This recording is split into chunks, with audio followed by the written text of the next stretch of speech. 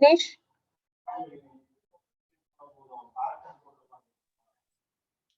Ma'am? Hello?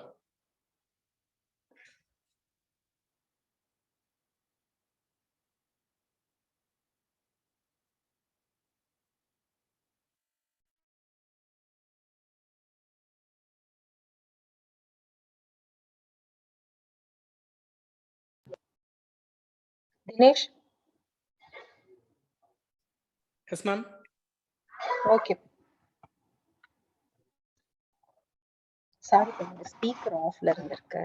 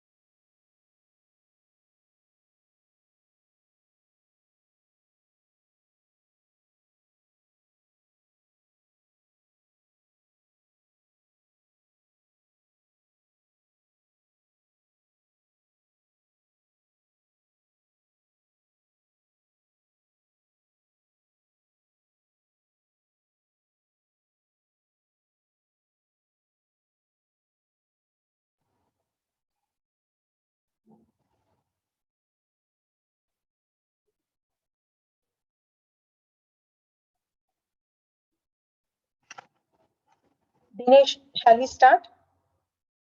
Yes, ma'am.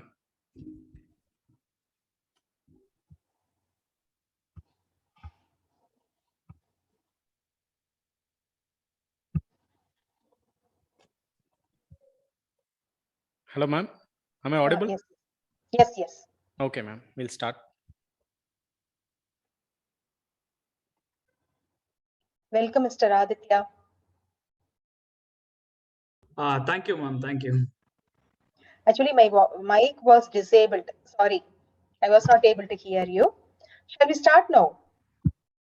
Yes, ma'am, we can start.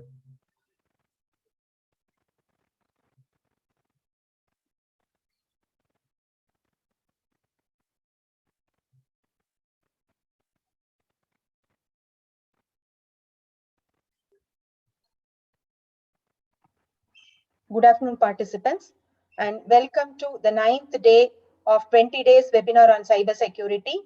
It is my pleasure to welcome you all for this wonderful session. The resource person for today's session is Mr. S.K. Aditya. He is CTO and Director at TechWit Labs and at ASQR Technologies.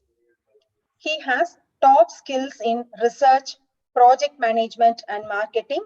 He has also certifications in robotic process automation and Python programming language. He has won awards for state-level project competition, product showcased at NASCOM Product Conclave, international finalist at Climate Launched, world finalist and masterpiece at Dubai. And he has publications in women's safety device, IoT-based intelligent public transport system for smart cities.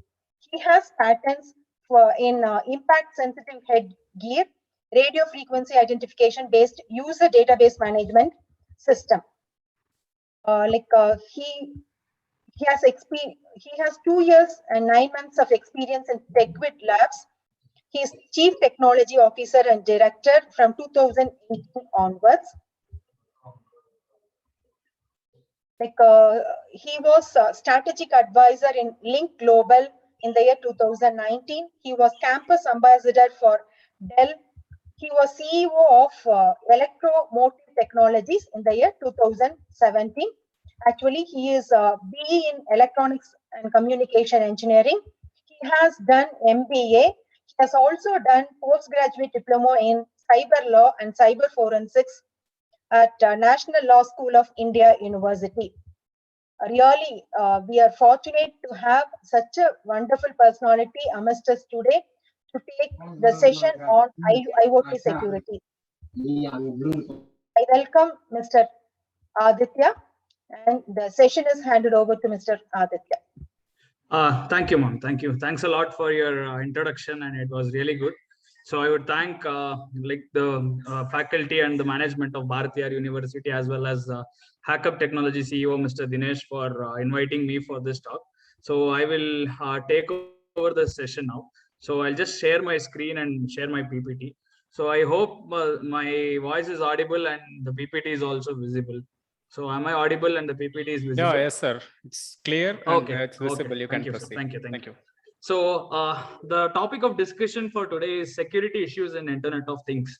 So to start with this particular topic, so we need to go back to some few years. So when we go back few years and we start thinking about the computers, the wireless communication, and how the entire thing started, so then only we can get into the topic of IoT and the security issues which was involved in the IoT. So to start with, it is really simple. So we will talk about the evolution of computers. So basically, when the evolution of electronic devices started, so our computers were invented. So when computers were invented, so the main aim or motive of computers was to make our jobs better. So making our jobs better in the sense, so we would have a lot of tasks to complete. So when we could complete all those tasks in a quicker span of time, so we would use these computer machines. So it was involved in basically text processing. So you would write some information in text, and 99% of the times computers were used like calculators to calculate some complex mathematical operations. So even though we had conventional, calculators, but the amount of processing power of any calculator was very less when compared to computers. So that is why computers gained a lot of traction in completing our computation tasks.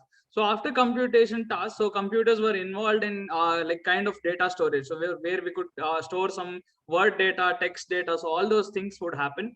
So then we would also write a piece of code which would automate our tasks. So whether it was a mailing task or whether it was a scheduling task, so those kind of tasks the computer would able to do. But now the I mean the computer, the way we use the computer and the devices that we are using as computing devices have totally changed. But the main reason like computer was invented was to ease out our tasks. But when the computer evolution started, so there was no particular reason of connecting other computers. So it was a standalone machine. If I had a standalone machine, I could run it without the help of any other computers. So basically using the standalone machines, we could easily try to like complete our task using the computer. So that is how these computers were evolutionized and they were created.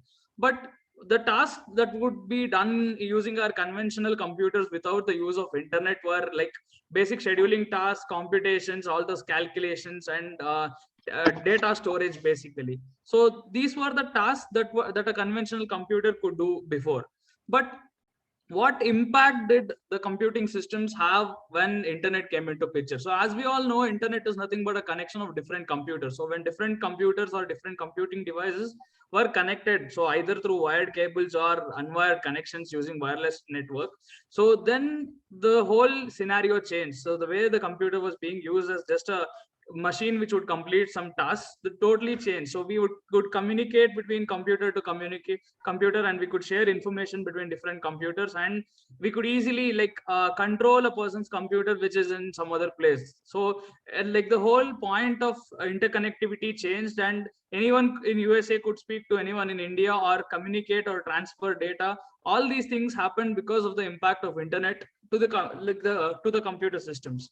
So what were the conventional uses of internet? So when we talk about internet, so internet was not basically used for internet of things or such kind of applications, but the conventional use of internet. So what did it do actually? So first thing is electronic mail. So the basic purpose of using internet was our electronic mails, where we could transfer messages between two or more people.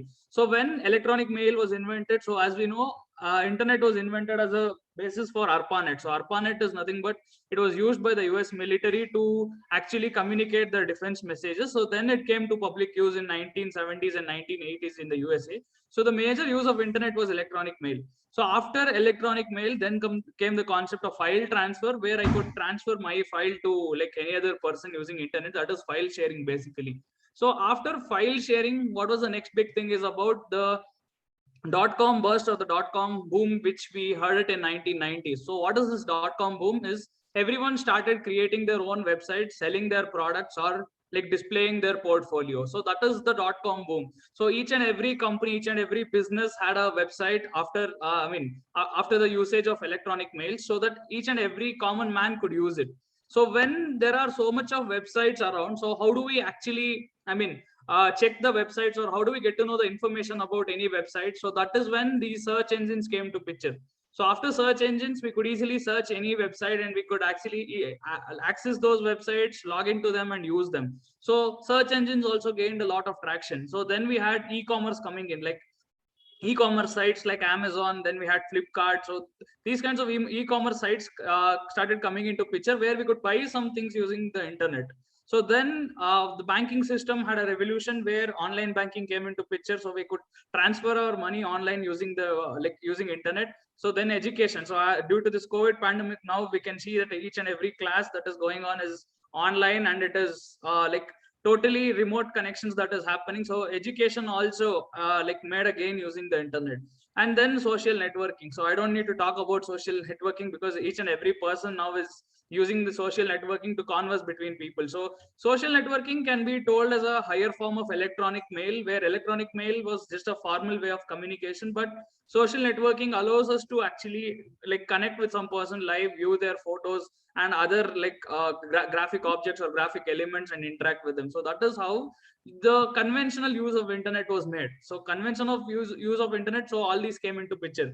But we are interested in more of IoT. So that is why, how did IoT come into picture was the main option. So To study that concept, we need to understand the evolution of electronics. So whenever the first transistor was being formed, so we had computers that were as big as this, that is nothing but an IBM mainframe computer, which was the size of a room. But after the electronics revolution, so devices started getting smaller and smaller. So when devices started getting smaller and smaller, so the main thing to understand is only your computer like need not access internet. Even your cell phones could access internet. Even a small microcontroller or a small chip could get access to internet. So that is how like the size of computers came down, and more computing devices were invented. So the first computing device that we had is like a calculator, and then came computer. But after computer also we had this palm top, then came the laptop, then we have notepads, notebooks, then we have the tablets, so smartphones, mobile phones, and we have like nano level microcontrollers which could even get access to internet. So like this, with the semiconductor revolution happening, so more and more computing devices were invented which were smaller in size and also could get access to the internet. So that is how this evolution actually changed the way how we use internet. So it is not only for communicating, not only for sending mail, search engines or websites or anything, but there is one more speciality or one more way where a computer can be used. So then, okay, that is fine. Semiconductor chips and semiconductor electronics made devices smaller, and new devices were invented which could try to compute just like a computer. But when we think of something else, that is the evolution of wireless communication. So this also paved a great way to like how we communicate. So without wireless communication, so everything was wired. So we could not establish such a good network, and most of the devices could not be connected to the internet.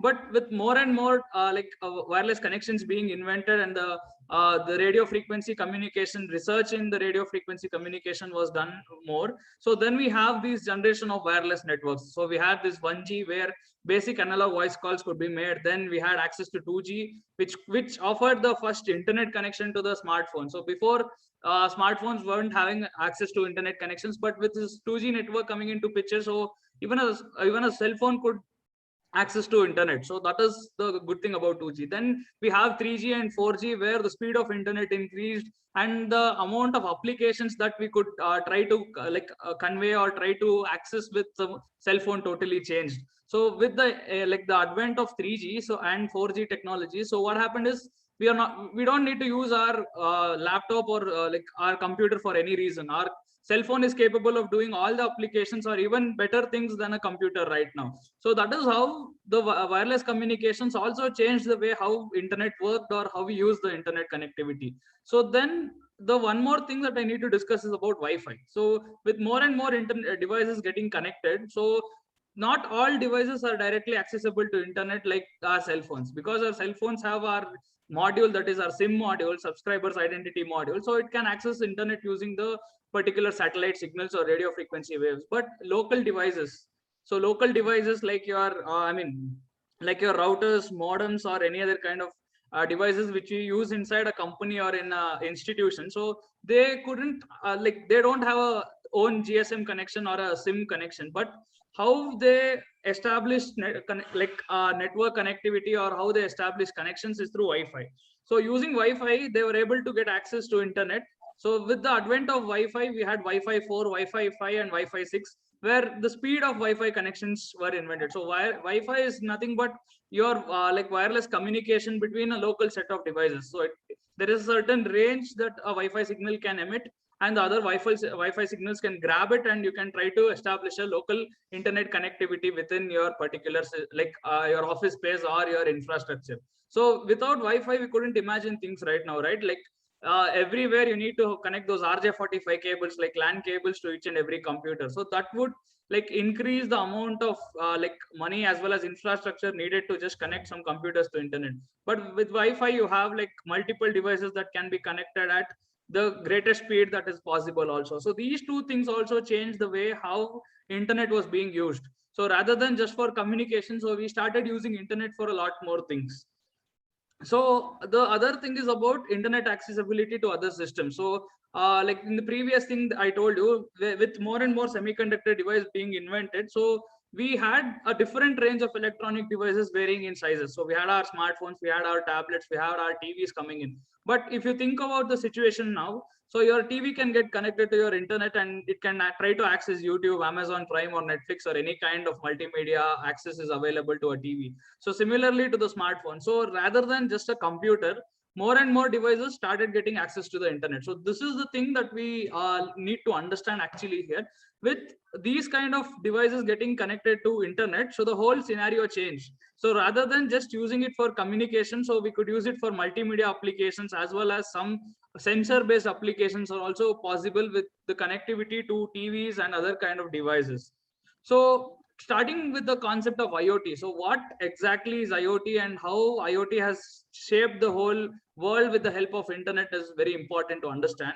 So the concept of IoT is pretty simple. So where we connect internet to a lot of everyday things. So you could connect your internet or you could provide internet access to your, your car. You could provide internet access to your your garden. You could provide internet access to your geyser. You could provide internet access to your air conditioning system. So any kind of device that you take in, which would normally not have any connectivity to internet. So if that is provided, so then we call the whole concept of IoT.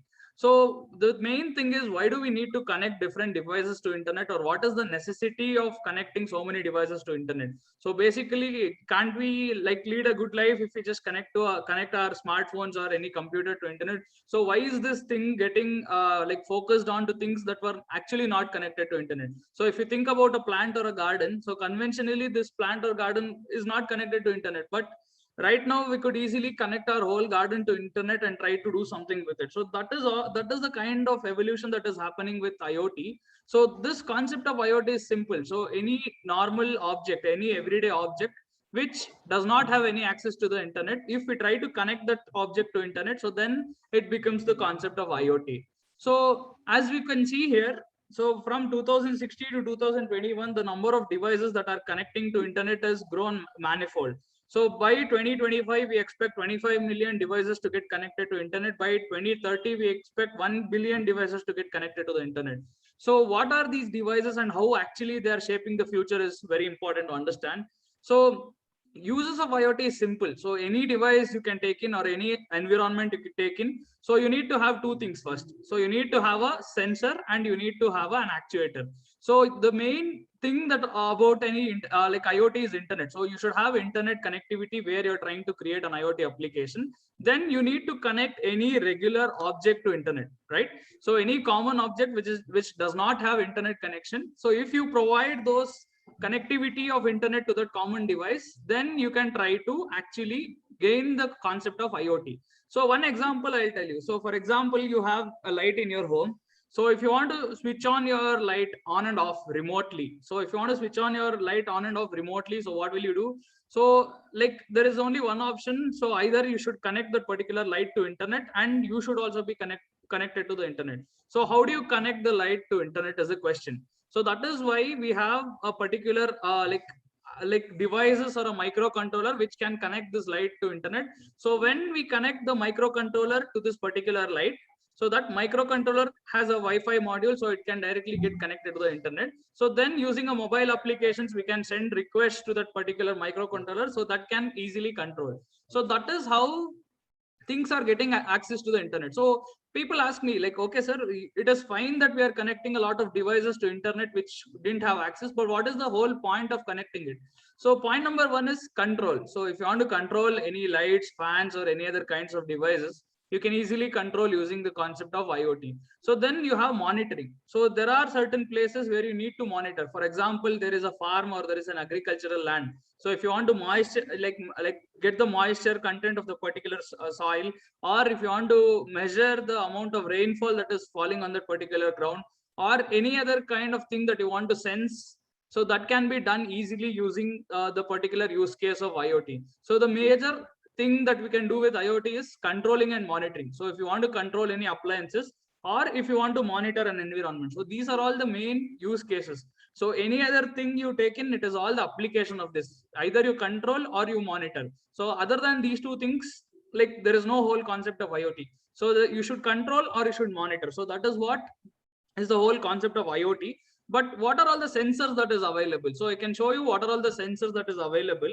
So like if you can just type in IoT sensor, so you can see like hundreds of sensors that is available.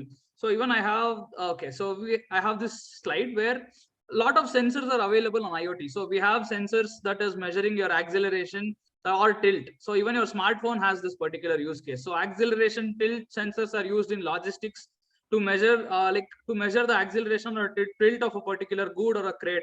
So if the acceleration or tilt is more, so then if there is a very, I mean, very delicate good or very delicate crate, so that can be easily monitored using this acceleration sensor.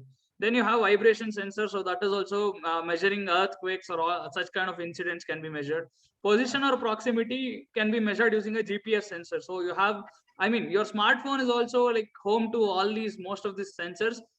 Like for example, your smartphone has more than 400 sensors which you aren't aware of also. So all these applications are happening. So your smartphone also can be considered as a IoT device because it has a lot of sensors that can actually monitor a lot of values. So position of or proximity can be done using GPS. So then you have chemical or gas sensors. So chemical or gas sensors are available. So that can also be done. Acoustic or sound sensors to measure the sound. Flow sensors for measuring the water flow level. Then humidity or moisture sensors can be used in agricultural land. So ambient light sensor, you have it in your homes as well as in your cell phone, ambient light sensors. Temperature sensors in factories and other places also it is possible. So force or load or pressure sensors, again, in industry and manufacturing sectors we use. Electricity sensors. So this is gaining a lot of traction now. So where we are trying to measure the amount of electricity being consumed. So like energy monitoring systems use these electric sensors. Then we have ultrasounds or ultrasonic sensors to measure the height and like depth of a particular quantity. So if you want to basically ultrasonic sensors are used in your like water level monitoring. So if you have some water or if you have some liquid, so if you want to measure the quantity of liquid, you can easily use these ultrasonic sensors. So like this, there are thousands and millions of sensors that is available to measure each and every physical quantity. So if you ask me the formal definition of a sensor, so sensor is nothing but any any device which can convert your physical quantity into electrical signals. So all these things are your physical quantities. So if these physical quantities can be converted into electrical signals, that is what is the functionality of a sensor. So that is what a sensor does. So to measure or to control, so we need sensors. That is the first point. So then just a sensor on its own cannot do anything, right? So you need a computing system. So that is why I started with computers. So computers, meaning that I cannot keep a whole CPU and I cannot connect it to a temperature sensor. That seems no use. So like that is not cost effective also, that is not space effective also. So that is why we have this small kind of IoT processors or IoT microcontroller boards. So you have the basic like microcontroller board that is called as Arduino. So that doesn't have connectivity to internet. So you should use a Wi-Fi module to connect it to internet. So then you have this Raspberry Pi. So the Raspberry Pi is considered as the mini computer which has its own operating system, RAM, and it has all the mounts like USB mounts as well as HDMI out, 3.5mm jack out. So all these things are available. So this just acts like a regular computer. So you can use it like a regular computer as well as connect different sensors and actuators to this particular processor that is your Raspberry Pi. Then Intel also has Edison. So then we have Node MCU. So that is also one of the small microcontroller boards which can be used to connect to internet. So then we have different kinds of small boards which can actually try to get connected to internet. So these kind of systems actually are very useful as because they're cost effective. So when you consider any device, they won't cost you more than 2,000 or 3,000 rupees, and you can easily connect a sensor to the any kind of these microcontrollers. So if you try to connect a sensor to your computer, again, you need to install your drivers and there are a lot of processes that is involved. But in case of these small devices, it is very easy and it is very convenient to connect your sensors, and you can keep these small computers anywhere. So it is not a space constraint that is there to like put in these devices in any places. So you could put it in your house, you could put it in a farm or any place where there is space constraint. So that is also possible. So like this, using IoT processors and the concept of sensors, so you could achieve any kind of IoT application that you want. So basically we are trying to connect any device to internet. So to connect any device to internet, we need something to sense, right? So that is why we use these sensors. So these kind of sensors are used, but sensors alone cannot get connected to internet. So we need the concept of a processor or a device which could actually get values from the sensors and send them to the internet. So sending them to internet is nothing but the cloud that is possible.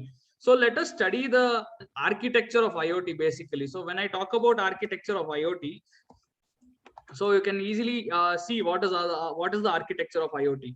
So architecture of IoT looks something like this. So this is the architecture of IoT. So where we have our sensors and actuators. So if you ask me what are actuators basically, so when you think about actuators, it is all about actions.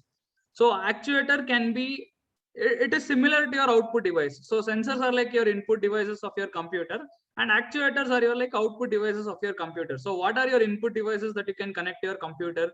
So it may be a keyboard, which you are giving a keyboard input. So then you have a mouse, that is also an input device. A microphone is also an input device. But what are all the output devices that you can connect to your computer? It can be your monitor, it can be your speaker. So all these are your output devices. So like this, the combination of input and output devices are exactly similar to your sensors and actuators. So when you think about sensors, it is sensing some thing. So basically we studied all about all these sensors. So actuators actuate something. So they produce some kind of output. So your fan is kind of actuator, then your light is also kind of actuator, your motors are kind of actuators. So actuators are performing some actuating actions. So why do we need actuators? To control basically. So if you want to control a fan, if you want to control a light, those are the actuators. But sensors send something and give some information to you. So all these things are connected to internet gateways. So what are these internet gateways? Basically, it is like your modem or router. So basically, if you have sensors and actuators, that is not enough. You need to have a microcontroller which can get in this information. Then these microcontrollers also should be connected to internet, right? So how do you connect your phone to internet, or how do you connect your laptop to internet? You need to either have a cable or a Wi-Fi modem or a Wi-Fi router. So these internet gateways are nothing but your routers, where it is providing your access to internet. So after that, what is happening is it is getting transferred, and there is one place called as a cloud. So cloud concept is also very important to understand the whole concept of IoT. So we had sensors, we had actuators, and we are through Wi-Fi, we are connecting it to a cloud. So people might ask me, what is a cloud then? So cloud is nothing but a simple thing. So cloud is nothing but a computer that is there in some other part of the world. So for example, I'll give you a good scenario. So cloud computing. So yeah, so I will tell you about cloud computing. So the major advantage of using cloud computing is this. See, cloud computing or a cloud is nothing but like when you have a little bit of money in your home, so you can keep it in your locker that is in your home. But when you have more money, or what you do, so you cannot keep that thing in your home, right? So what you do, you keep it in the bank. So similarly, when you have small data with you, so you can have that small data. But when you have more and more data, you need to transfer it to some place. Either you could transfer it to a pen drive, either you could transfer it to a CD or anything. But the problem is every time you need to have that CD or pen drive to retrieve the data. So instead of that, using internet, if I could transfer it to my friend system who is living in USA, so that is good, right? So that is why you can, if you have internet, you can get those things. So that is why your Google Drive is an example of cloud. Your Microsoft Azure is example of cloud, IBM Watson. So all these things are third-party cloud providers, where they will have their own hard disk. So when I type in data center, so you will understand what are data centers. So they will have huge hard disk like this. So they will store all your information. So data centers will store all the information that they have instead of you. So all the devices which are getting connected, all the data is stored here. Why they are not stored in computers? Because the amount of data is large, and you want to control it from anywhere in the world. So if you want to control it from USA, a small light, obviously they should be in some other part of the world so that you can control them. So whatever data you generate is sitting in this particular remote system that we call it as a cloud. And from a mobile application, if you are trying to switch on a light, again from that mobile application, it is coming to the cloud. And again from the cloud, it is coming to your microcontroller. So like this, a concept of cloud was being invented, and that is the whole architecture of IoT that you could see. So this is the whole concept of IoT and how IoT architecture works. So IoT sensor is done. So this is the whole point of IoT. So then what are the applications that we could do with IoT? So IoT applications, coming into IoT applications, so there are hundreds of IoT applications you could think of. So I will discuss some of the major IoT applications. So the first one is in transport and logistics. So there are different startups in India that is working on IoT transportation and logistics, where you could track different logistics and materials using IoT. So when these boxes or when these devices are connected to internet, so you can get to know through GPS where that particular item is, and also the weight of that particular item, whether it is damaged or not. You could easily sense using vibration sensors as well as your tilt sensors. You could get those information. Then we have utilities, that is smart metering and smart grid management. So where we could measure where energy is getting lost, so whether energy is getting lost or how much of energy is going into which place. So all these things can be measured using smart utilities. Then we have smart cities. So talking about smart cities, you know, the campaign of central government to actually make the city smarter. So what can be done using smart cities, if anyone asks me? So like you have these particular use cases. So when you talk about smart cities, you can see in Tamil Nadu there are around these many smart cities. You have it in Chennai, Coimbatore, Erode, Madurai, Salem, Tanjavur, Tuticorin, as well as Tirchi, Tirunelveli, Tirupur, and Vellore. So these are all got smart city recognition. So what actually these smart city recognitions are meaning is, so there are things that are happening to your parking system. So your parking system will be totally automated. So you will get to know how many spaces are available in a particular road about the parking systems. So this is done using an infrared sensor. So when a car goes and like parks in a particular space, so it will be marked as park because of the infrared sensor. And it will be updating continuously of how many parking spaces are left in the city. Waste management is done using that. Then smart sanitation is done. So anything where you can place a sensor or you can use an actuator and control it or monitor using internet. So all these places you can like implement IoT. So that is possible. So smart buildings, you have home automation system. So have you, I think most of them have heard Alexa. So Alexa has its own home automation system, and even Philips also has its own automation system where you could try to control your lights. So you have a concept called as Philips Hue. So these are all the smart lighting that is available from the Philips point of view, where you could connect your lights, lamps, or any other accessories to internet. So that is also possible. You have a mobile application here, and you have a router kind of thing where your light can get connected to your this router, and you can control all the options of this light using your smartphone application. So there are already things that are coming into the field of IoT for its application aspect of view. So then talking about this, other applications are like wearables. So when you talk about wearables, so you have a lot of wearables. You have Apple coming with its own iWatch. So the sensors are also getting increased. So you basically in your wearables, you didn't have any kind of sensors. You just had a watch which could just display your time. But now you have heart rate monitoring sensors which could easily measure the heart rate or the pulse rate of a person and directly intimate it to internet.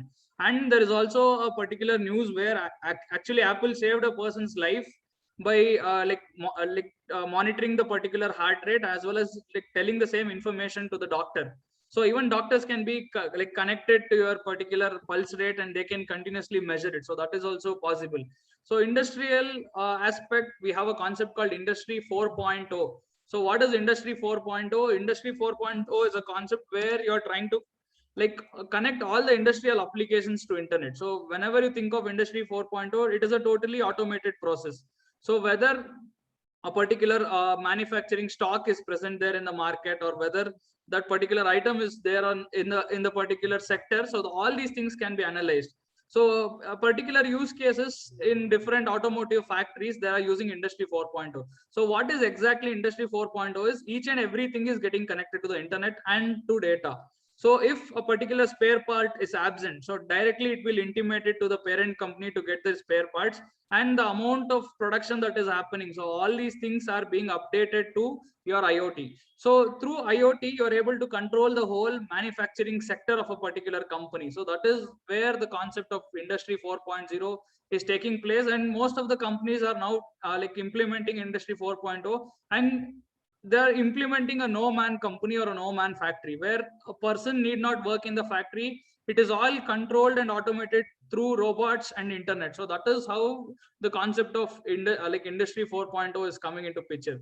So then about environment, it is simple. So you can measure different kinds of soil parameters, weather parameters. So all these things can be measured with environment. So then we have agriculture. So in agriculture, obviously you could measure the soil moisture, you could measure the contents of the soil, some harmful gases. So then basically rain, livestock tracking has become the new thing. So where government is tracking, in Australia, government is tracking number of sheep that are there. So if they are missed or if they go somewhere, they'll track them through GPS and they'll get them back to the particular place. So a lot of things are happening in the field of agriculture using the concept of IoT. So these are all the possibilities. So this is just a few possibilities I told you, but there are 100 and 1,000 more other opportunities that you could easily gain with internet, and you could easily use with internet. So what I tell you is, like, if you're students or if you're researchers, you could easily work with some of the startups which are actually working on Internet of Things, and try to see what they're actually doing. So there are few companies in India so which actually work on IoT. So there is a company called Algo Engines. So what they do is they're trying to use it for industry IoT. So they're trying to convert a normal industry into an IoT based industry where each and every point in the industry is connected to internet by means of your sensors and actuators. So the amount of work done or the processing that is happening in the industry are all done through internet. So this is the example of an industry 4.0 where an entire industry is connected to the internet. So then we have Altech Solutions. So Altech Solutions is working on weather monitoring. Altech Solutions is working on the on product lifecycle development. So lot of things they're doing. Alt is on systems also. So Pixel Crayons, so they're also working. IBM is also working. They have their own IBM Watson Cloud for IoT applications. So hundreds of companies are working in the field of IoT. So that is what is happening in India. So there is one more system also. So IoT in logistics in India. So this is in India, there is a company so which works on logistics basically. So like for transportation, for management, for dispatch. So there are a lot of companies which are working on. So there is Transport Hub that is also working. So I mean, there are hundreds of companies which are working in the field of IoT right now, and you have huge chances of getting a good career opportunity also. So if you are trying to work with IoT technology, so these are also important. And about smart cities, so what could smart cities do like to this particular use cases? All these things: smart parking we discussed, smart intelligent transportation system. So if you're trying to build anything for the transportation system, like when a public transport bus would come on time, due to traffic obviously it will get late. So what is the use case? Live tracking of buses, public buses. Urban lighting, so when you can control the lighting of the whole city using a mobile application, so that is also there. Waste management, that is also important. Smart grid is how the sustainable sources of energy are being used, like solar power as well as hydroelectric, and different sources of energy are being interchanged. Citizen safety, so I had actually done a project on citizen safety, which was a women's safety device where they had applied for a patent for it also. So basically it works in such a way that when a woman is in distress, so she would just press a panic button using a mobile application. As well as we would have different small kind of IoT devices. We had an IoT ring, we had an IoT necklace. So using that, if she just presses the panic button, so the GPS location would be triggered and it would be sent to the local police department, where they could easily track her down and help her in such situations. So these kind of devices we could easily build using IoT. So we had done a lot of things, and we have even have a patent on these kind of technologies as well. So this is about the applications of IoT. So then the major thing of point here is, okay, so we are connecting a lot of devices here. We are trying to gain some data. We are trying to control, but is IoT really safe? So that is the whole point of the presentation today. So if you ask me about, is IoT really safe, or is IoT helping us becoming a better world, or is it leading us to a more dangerous place? So this is the question. So the thing that we should see here is, in 2021, so we had this issue of millions of web camera and baby monitor feeds are being exposed. So in USA, parents monitor their baby using a webcam. So that webcam is connected through a cell phone, so you could easily live monitor your baby. So that particular case, what happened was a hacker found out a flaw in the particular system, and he could access all the data, and it was applicable in the, I mean, it was easily exposed in the particular use case. So even the same thing happens also. So like you could see the live monitoring of any airport now also. So there is a website, live footage of airports. So if you can find out that, so airports cam 24/7. So you could go to any airport and you could try to see their live access. So basically, if you go to New York right now, and you can see the live camera of what is happening in the particular use case. So like this, there are a lot of, I mean, ways where you could try to view some content which is not actually, I mean, which is a private content if you're trying to view them. So that is also an issue. So the main problem is this. So IoT, it is connecting a lot of devices also to the internet, but it becomes vulnerable. See, if you have a particular device, I mean, an object or a light in your home. So if it is a normal light, only with the help of a switch you can control. But when it is connected to internet, another hacker can easily access to it, and he can control on behalf of you. So even though it is making things very easy for us, there is also a lot of difficulties, and there is also a lot of challenges that are there in IoT, because once you connect anything to internet, you cannot think it is yours, because there are a lot of flaws and a lot of ways where a person could easily trap you, and he could easily hack your systems and get access to your devices. So this is the problem with IoT. So what are all the problems that is happening with IoT is weak password protection. So whenever we are creating our own Wi-Fi network, or we have our own Wi-Fi like modem or anything, we are connecting a lot of devices to internet. So the problem is we have a weak password. So most of us will keep 123456 or 12345678 or 0000. So like this, common passwords are the major cause of lot of cyber attacks on these IoT devices. So as you can see here, the most commonly used passwords are 123456, and you could keep the password as password only. So then quality ABC 123 1111 0000 12. Then you will have like Adobe 123. So like this, there are a lot of commonly used password phrases. So you are like a password cracking tool. So there are hundreds of password cracking tools that could easily crack all these common passwords, and they can, yeah, they could easily get access to your devices. Using the access to these devices, what could happen is you could lose your access to your different devices. So that is the problem with your conventional sources. That is the kind of things that could happen by using a weaker password. So that is a problem by using weaker passwords. So how can you get through it? Use a complex combination of passwords. Never use a regular combination of password. So that would easily lead to your device getting hacked. So weak password is also one problem. Second thing is lack of regular patches on updates and weak update mechanism. See, in IoT, the whole architecture is complex because there is one microcontroller, so it should also get updated. So there is a modem. The modem firmware also need to be updated. We are using a cloud also. The cloud also needs to be updated. So if any one device is not actually updated with the latest security features, then there are great chances of getting hacked, because your data is being transferred from one form to another through different places and getting stored in the cloud.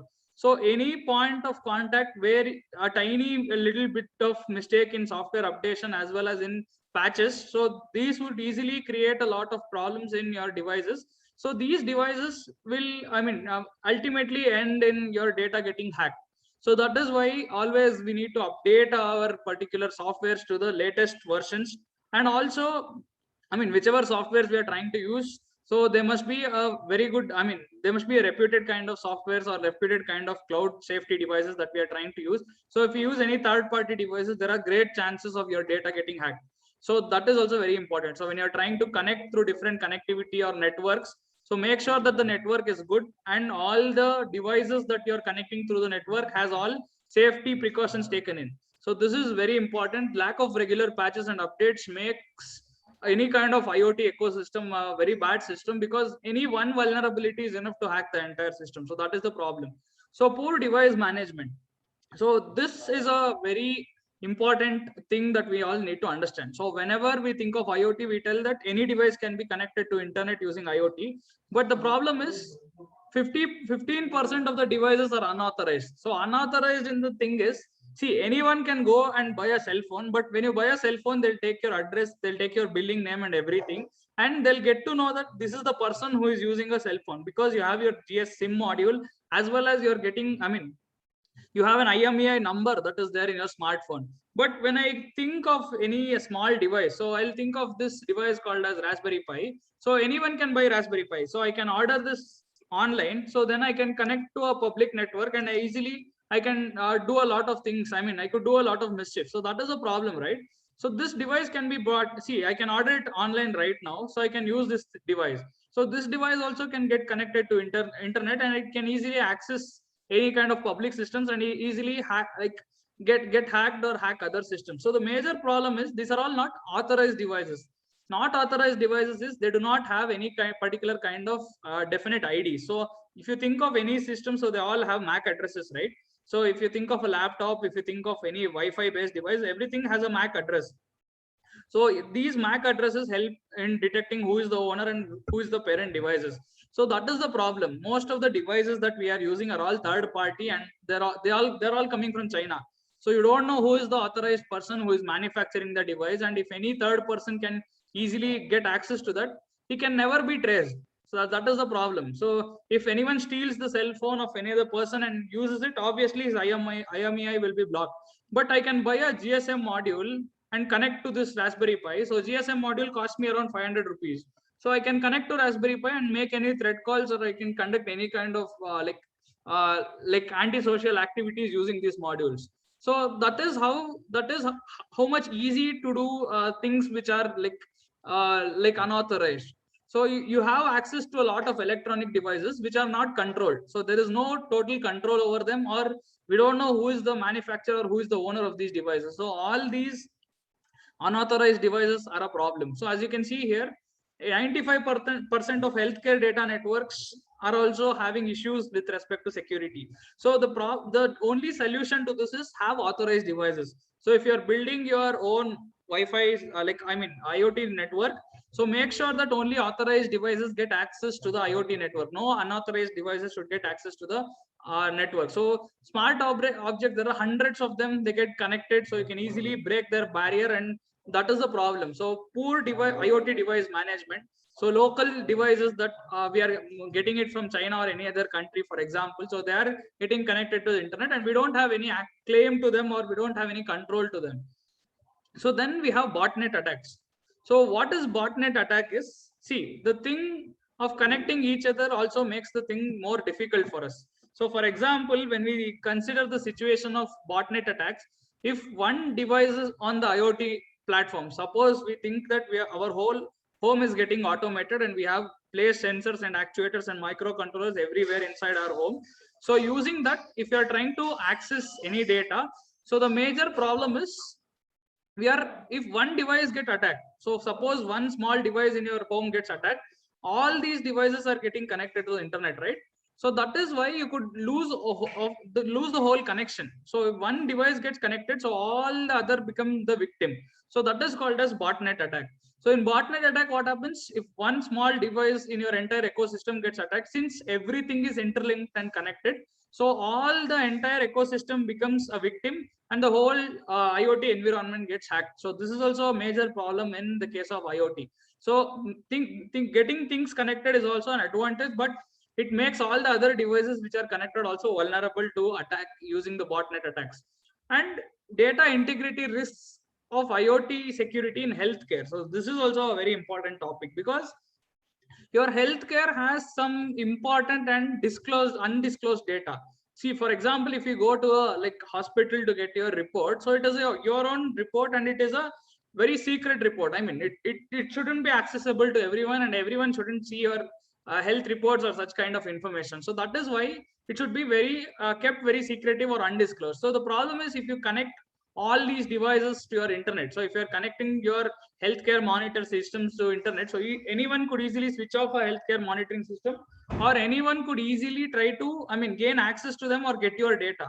So you getting access to some other person's health data is truly, it is a offense, as well as it shouldn't be done. So that is why in like hospitals, IT providers and payers, so everyone get data access to the health data of a particular person. So that is a risky affair, and this is the major problem in IoT. So that is why more and more hospitals and healthcare systems are not willing to take in like IoT as a major thing, or they're not ready to implement IoT in a major healthcare operation. So that is also a problem. So if these are all the problems, so weak password is a problem, regular patches and software updates is also a problem, poor device management is also a problem, then botnet attacks is also a problem, and in case of healthcare and security, so that is also a problem. Okay, so then what are all the solutions that we could offer to the IoT? So if these are all the problems that are there in the IoT system, so what is the security? So we need to have something called as endpoint detection as well as response security. So what is this endpoint detection and response security is? See, in most of the cases, we have our own software defenders, or we have our own software. I mean, we have our own defender applications. So there are a lot of applications. So we have like applications like Sophos. So this is also one kind of applications where you could try to use these softwares third party to protect your particular use case. So this Sophos is is basically a shield which will try to easily solve out your problems, that is your cyber security. So unauthorized devices which are trying to connect your network, so that will be solved using this Sophos. So Sophos also like stops your ransomware attacks and other kinds of spamware being into picture. So they help you secure your endpoints like your small devices. They'll hunt for threats. So how many devices are available, so what are all the devices that are connected, what is the status of all those devices, where the data packets are coming from. So they protect your servers, they set up your Wi-Fi, they see which Wi-Fi is connected to which device, they protect your mobile devices. So a lot of things these kind of softwares are doing. So then we have a device called as Carbon Black, right? So we have a device, I mean a software called as Carbon Black. So this Carbon Black is also, again, it is a defense to your third party request that is coming from unknown devices. So this is also there. So you can put protection to a lot of devices using this particular use case. So this is also possible in case of your like using these kind of endpoint software. So then you have your regular Windows Defender is also there. So then you have CrowdStrike. So all these things help you manage your system. So why do you need management is when you are connecting 1,000 devices, 2,000 devices to internet, so you can't keep a count of which is sending what request and how actually data is moving about. So when you have these defenders, when you have these kind of software that is available, so you could easily track which devices are accessing your internet, which device are trying to connect, which is trying to put in some random data. So each and everything about all the devices that you have connected is available using these endpoint security as well as your response security. So this is like a software, so it is just like your antivirus software, so which is helping you protect your particular IoT system from third-party attacks or else from other computer attacks. So this is one such solution. So then the thing is about encrypted communication. So what is encrypted communication? So this is also a very important concept that we need to learn. To be simple about encryption, so encryption is nothing but you are sending a message from person A to person B. So if you are sending a direct message, so it's like I'm sending a message like Happy Independence Day to some other person. So if you are trying to send a direct message, in the middle there is a probability of information getting hacked. So for example, I'm sending it to a mail to Chennai from Bangalore. So in the middle, if a postman can open my letter and can see Happy Independence Day, he can get to know my information, right? So that is why what we need to do is we need to have some kind of encrypted data. So encrypted data is not sending the data as it is. So if I'm sending Happy Independence Day or some information, I won't send it in direct English language. So I will write it in the form of 1, 2, 3, 4 or some numbers, and I will send that particular message. Only the person whom I know, the sender, and the receiver knows how to decode that message. So that is called as encryption and decryption. Encryption is changing the way the message is being written and sending it. So decryption is decoding the message back into the original form. So this is about the encrypted form of communication. So almost all the websites and all the things that we uses encryption. So for example, when you go to a browser, each and every website is HTTPS. So you get this plus mark. So that is your lock mark. It is stating that your connection is secure. So basically it is telling that it is a HTTPS, hypertext transfer protocol, secure. So all the information that is being sent is encrypted in the particular format. So to understand encryption, there is a simple story also. So the encryption is not a like new term, it is a very old term. So back in Egyptian days, encryption was being used.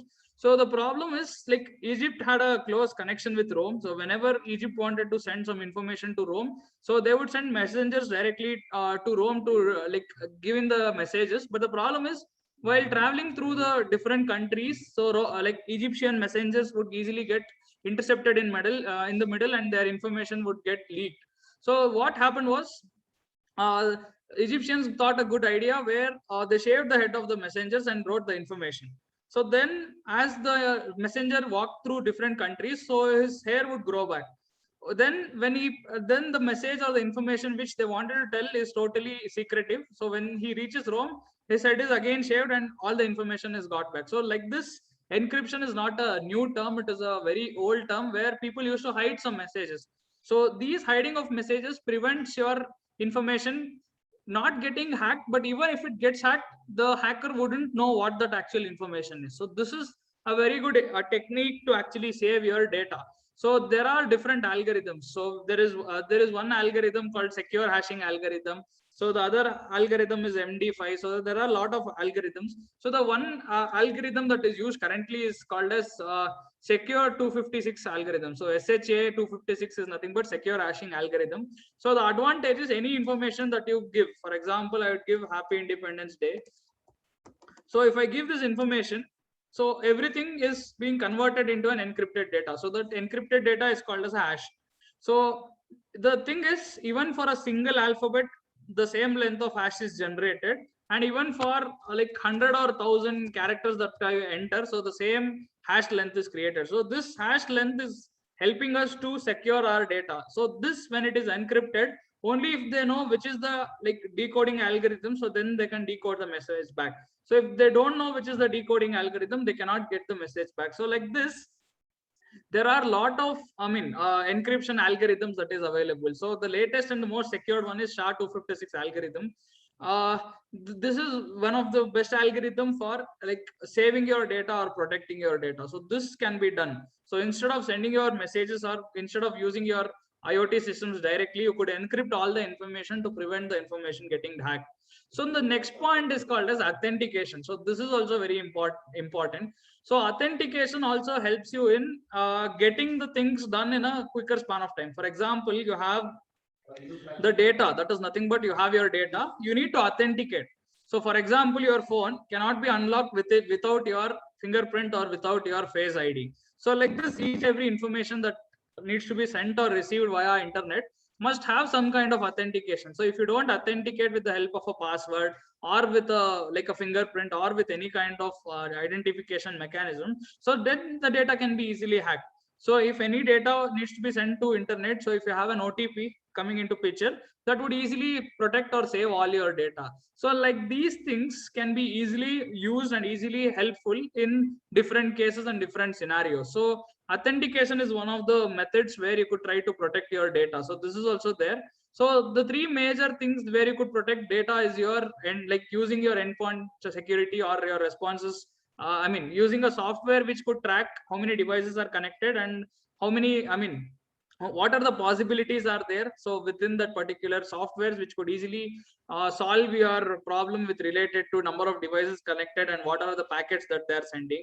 Second point is encryption, where you try not to send the message directly, but code or decode the message in one or the other aspect so that you could easily, even if the hacker gets to know the information, he couldn't easily use it. So then we have the authentication, where we are trying to use some method of fingerprints or passwords or OTPs or any other method while sending information through the internet. So that is how things are getting a lot of traction. So this is very important in case of your security issues. So this is the whole thing that I wanted to tell you in this presentation. So I'm open for any Q&A session right now. So if you have any questions related to IoT, security in IoT, so you could ask me about this.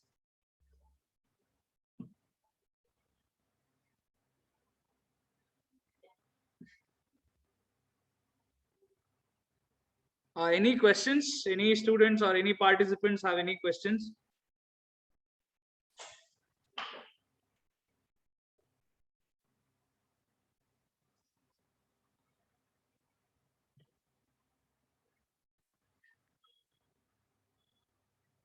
I'll be open for questions for the next 10 or 15 minutes. So if you have any questions, you could easily ask me any questions. So that is there. So I could help you with understanding the concept of IoT and the security issues.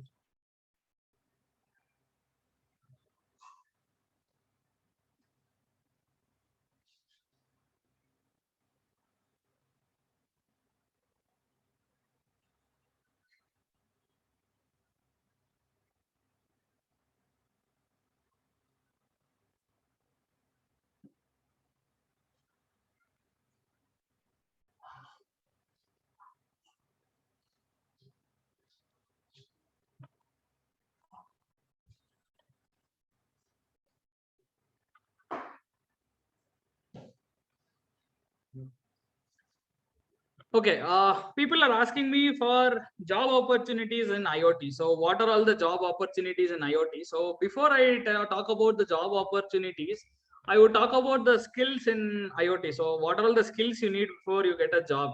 So the first and foremost skill that you need in IoT is networking. So you should have a very good networking skill before you come into the field of IoT. So basically, if you have a good knowledge of CCNA, so if you have whatever knowledge that is required for a CCNA certification, so that is enough. So you should have things about what are routers, what are switches, how they are actually connected, so how data travels in packets. So all these information, then what are the different layers of layers of your protocols. Basically, you have your TCP/IP protocol, then you have your UDP protocol. So all these data communication protocols, if you are good, so that is enough. So then the layers, OSI model, so all these different layers like application layers. Then you have the layers of computing, so that is also important. So if you have CCNA level of networking knowledge, so that is one good thing. So then also you should have knowledge about cloud platform. So why? Because you need to know how to process the data in the cloud. So if you know good something about AWS, so this is also good. So actually there are separate things that you could do with IoT. So you could connect your 3 devices to IoT using AWS, and also onboard the data, that is get the data from IoT used in that particular case. So you need to know cloud. So AWS is good. IBM Watson is dedicated to your IoT platform. So IBM Watson IoT, it is dedicated to your particular use case about how to actually connect any device to internet. So IBM Watson is one thing that is on Internet of Things on IBM Cloud. So that is also one aspect you could try and understand. That is Internet of Things IoT in IBM. So IBM also allows you to send different requests to your cloud platform. You could see your dashboard and all using IoT. So that is one use case. So AWS, Azure, Microsoft Azure is also there.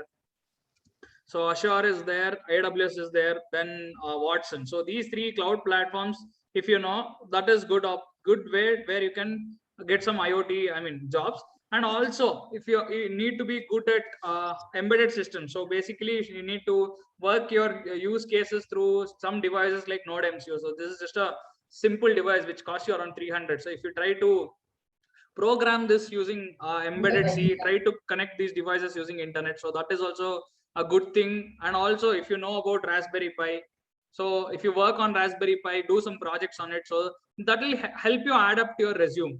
So 3 things: you should know networking also pretty well, you should know how to work with embedded systems also pretty well, then you should know the concept of cloud, how to actually get the access to the cloud, and how you can make uses of cloud. And opportunities, there are hundreds of opportunities. So Cisco is the main hiring partner for IoT. So IoT job opportunities, like if you can, there are hundreds of jobs available actually. So there is Wipro that is hiring IoT lead. So then we have, I was offered a job in Wipro for IoT lead. So that is also there. Then you have IBM. So then Accenture.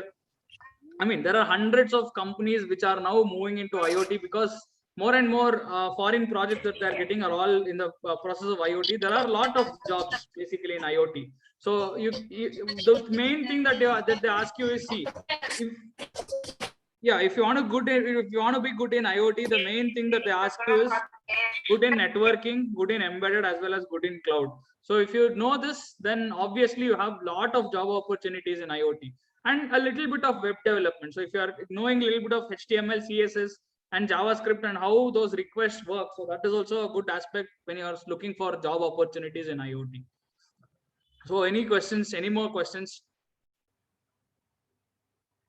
Okay, so different between CCNA and CommTech Plus. So CommTech Plus is majorly focusing on cyber security aspect, but CCNA is helping you understand what are all the different devices, what is a router, what is a modem, how they are connected, and like what are all the security protocols that are there. CommTech Plus is basically, even though it is networking, it is leading more towards your security aspect.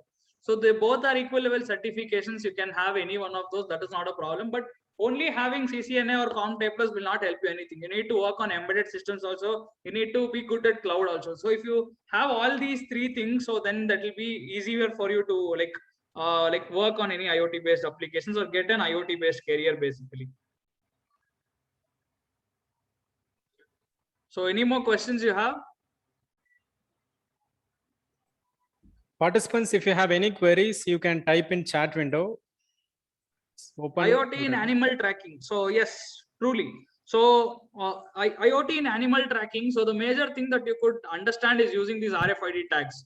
So have you come across the concept called as RFID? I think RFID is used in your, basically mobiles. So you have this debit cards, right? So you have this tap and go debit cards where you just tap the debit card on the machine and the whole thing will, you can make transactions up to 2,000 rupees. So that is RFID. So RFID is telling you, is helping you, do transactions and verify your authentication. So you all have come across this smart tag, right? So this, your smart tag for your toll. So government has made this FASTag compulsory. So this FASTag is also your RFID only. So FASTag, when you have this FASTag in your toll booths, so you have a receiver. So this your FASTag is nothing but an RFID card, and you have a receiver in your toll booth where it is trying to receive the signal of your, the RFID number of your particular car. So then if there is balance in that RFID tag, it will be used. So that is being used. In animal tracking, RFID is being used. So in Australia, they are being particularly used. In RFID can be hacked. Guys, there are two things in RFID. One is just like your CD. So one is your basically non-changeable, basically rewritable RFID, where you cannot change the data inside the RFID. But there is some concept called as rewritable RFID. It is for reusing. Then there is possibility of getting hacked. But if you are using a non-rewritable RFID, then data cannot be hacked. But if you are using a rewritable like RFID, then you can also rewrite the data and the systems can be hacked.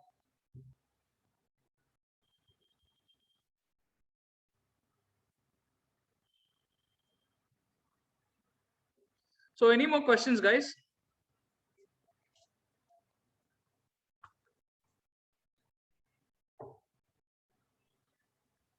Any queries?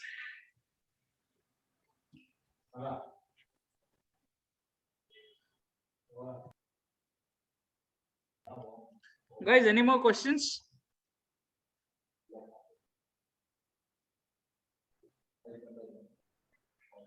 Pros and cons of IoT. So as I wholly told you, pros is nothing but you can connect anything to internet. So you could sense, you could monitor anything. Cons is about your security threat. So more devices that are connected to internet are not being secured because some unauthorized devices we are trying to connect. So the major problem is with more devices getting connected, your interconnectivity might get hacked and all the devices which are in your network will get hacked. Pros is obviously you can control anything anywhere in the world, you can monitor things, you can analyze things. So that is the pros. So that is with the pros and cons.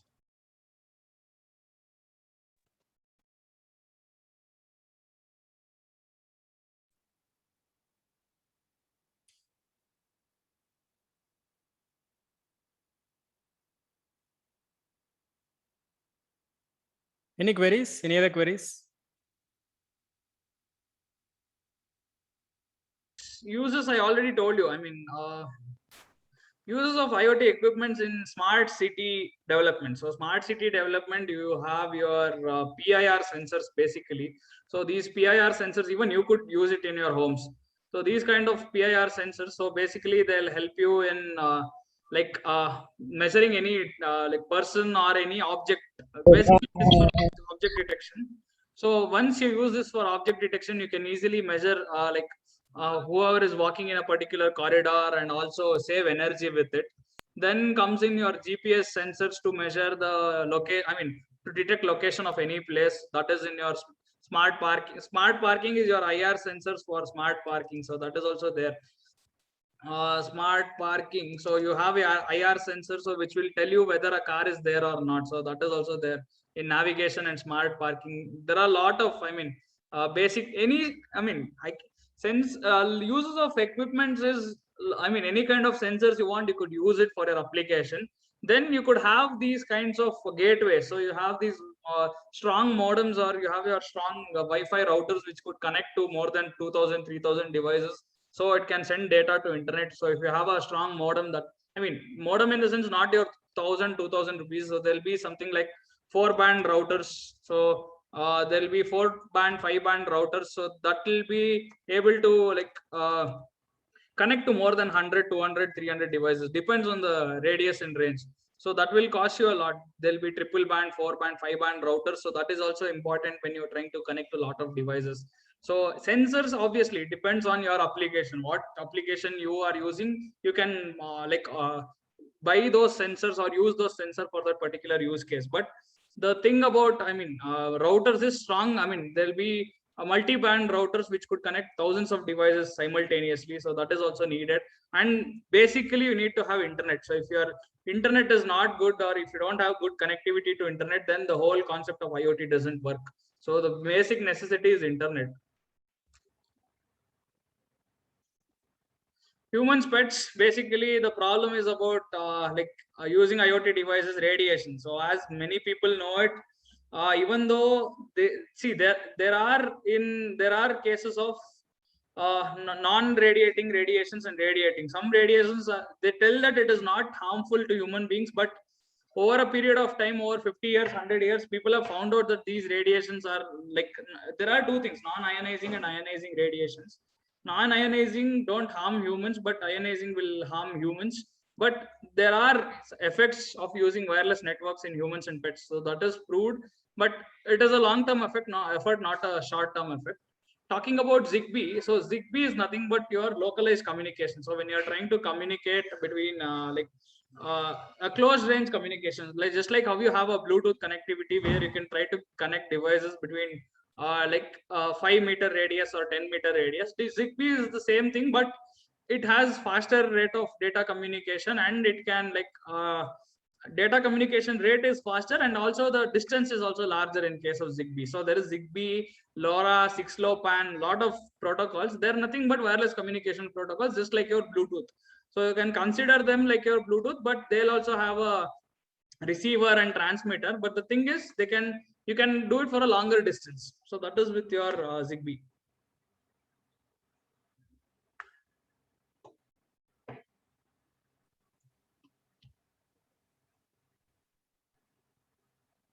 Sir, one small query, like nowadays, like students they are utilizing IoT devices Yeah. for their projects and anything.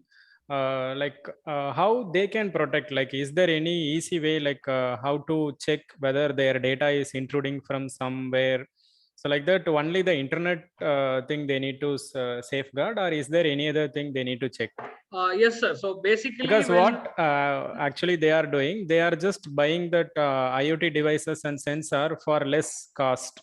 Any IoT devices, is there anything they need to check with the brand or any IEEE standards? So like that, if you could say some few words about that, the students can utilize and they can check those things. Yeah, so whenever you're trying to buy, I mean, for data communication and for acquisition for small projects, actually it doesn't matter, because we are not putting it on a commercial scale.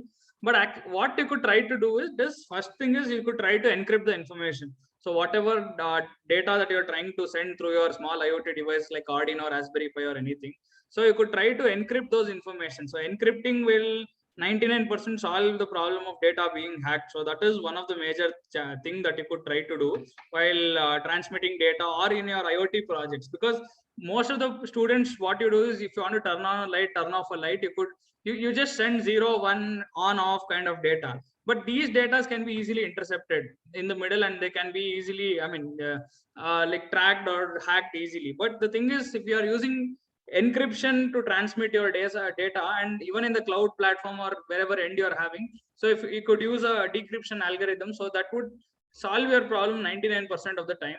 But the problem is for buying any device. So if you are buying a prototyping device, you cannot bear a lot of expense.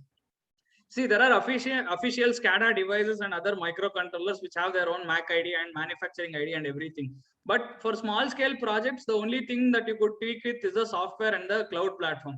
So if you could use a good cloud platform like Firebase. So Firebase is by Google. So you could build a lot of IoT applications using Firebase. So the thing about this is it is all authenticated, and you could, and only devices which are only which are verified can send messages to this database or this cloud platform. So that is why using authenticated cloud. Do not use any unauthenticated cloud, and do not keep your networks open.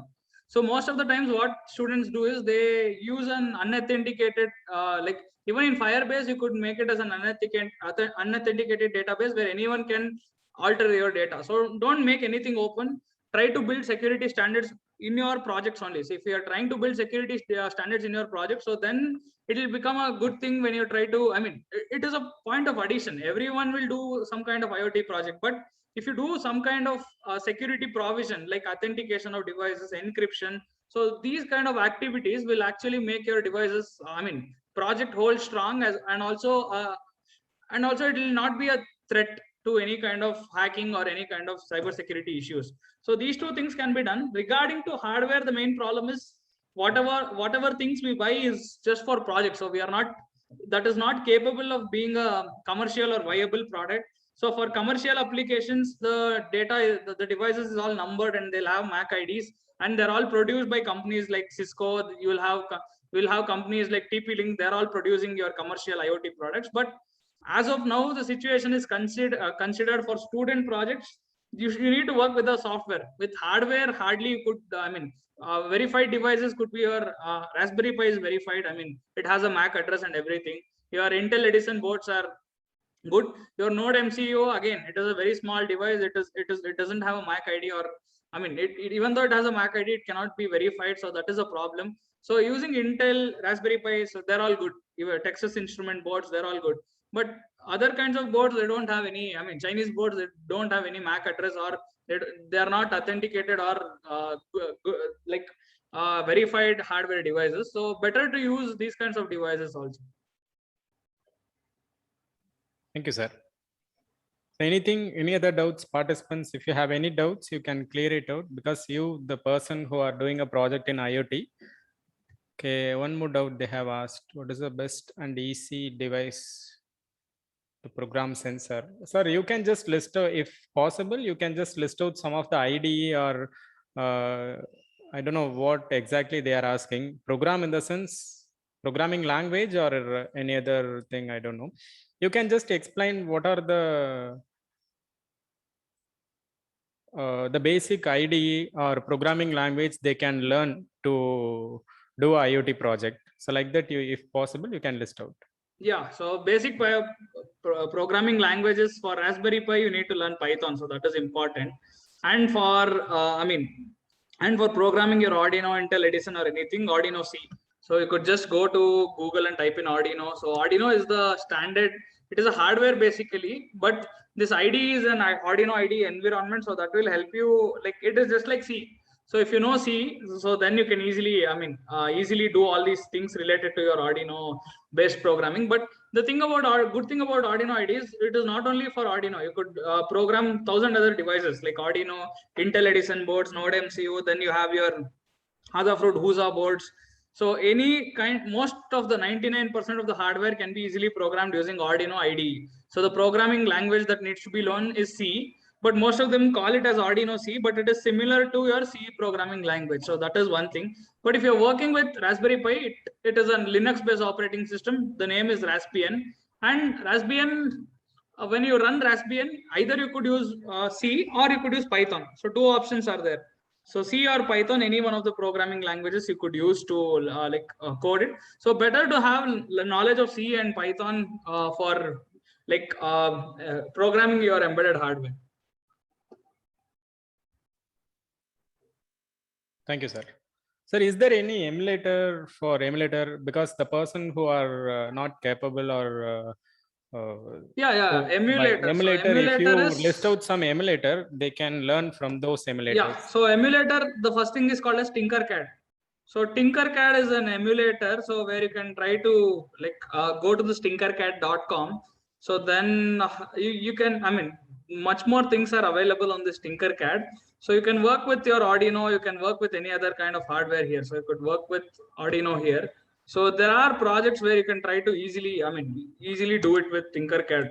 So if possible, you can mention in the chat window so they can use. Okay. For emulators, I'll just mention Tinkercad.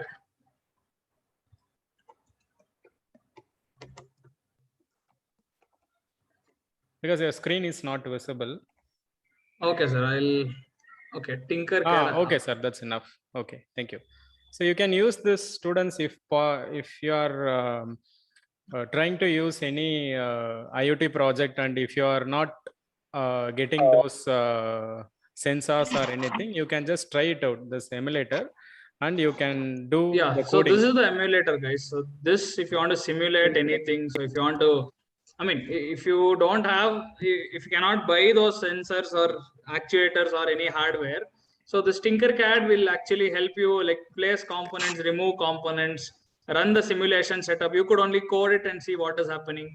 So all these things are possible with Tinkercad. So this is also good. Open source or paid, sir? It is open source, freely open source. Open source. Okay.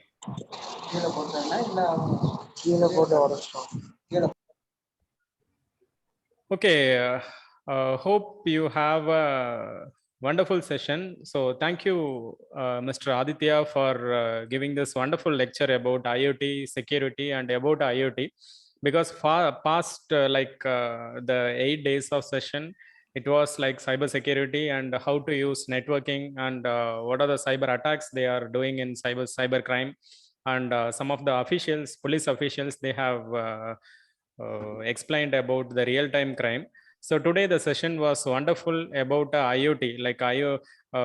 Some of the members, they used to think without connectivity, so it's not possible to hack, or even you explained using some smartwatch or anything, they can able to track our data.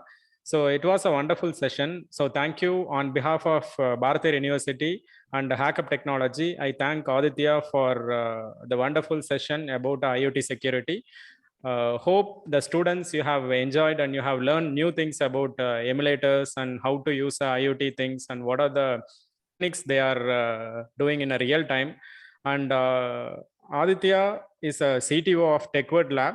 So he's a specialist and in IoT and AI. So if anything, if you need about queries about IoT or AI, you can contact Aditya. Aditya, if you just post your present your contact number and the email ID. So the person, if you are doing any research or if you need any help related to IoT or AI and machine learning, he is a one person I know for past 4 years. So he is expert in AI, machine learning and IoT. So he is doing some project related, government related projects, and even whatever the content. We Hackup Technology collaborated with the TechWord Labs for cybersecurity. So if you need any clarifications or anything, you just snapshot the contact number and the mail ID. So you can contact Aditya for this IoT and machine learning or AI. So thank you, Aditya, for spending your valuable time. Thank you, sir. Thanks a lot for providing this opportunity. Yeah. And I hope all the students have got some basic insight about what is IoT, what are all the issues that are happening, because 1 hour, 1.5 hours is a very short duration of time to explain everything and to understand everything. But the main thing about these sessions are to get an overview. So it is like an index of a book where people get to know, okay, this is the content, this is the resource, these are all the things that we need to do. So if that is done, I mean, with the access to internet, anything can be possible. Any kind of activities or any kind of research work can be done. So that is the whole point of these sessions. And Mr. Dinesh sir is doing a wonderful job in getting all the police officials and all the people who are working in the industry like accessible to these kinds of, to all the students. If this is accessible, so then they'll get to know what is actually happening in the practical society. So very good initiative, sir, and also Bharatiyar University for organizing such a good webinar series for a lot of students, enriching them with a lot of learning experience as well as information that is totally valuable. So thank you, everyone. And I would thank all the participants also. So they have patiently listened to me for one and a half hours. So thank you, guys. Thank you. Had a wonderful time like sharing knowledge about all this. Thank you, sir. Thank you. It was a great session. Students, like its chat box is open. You can thank the resource person. So thank you so much, sir. Thank you, sir. Thank you.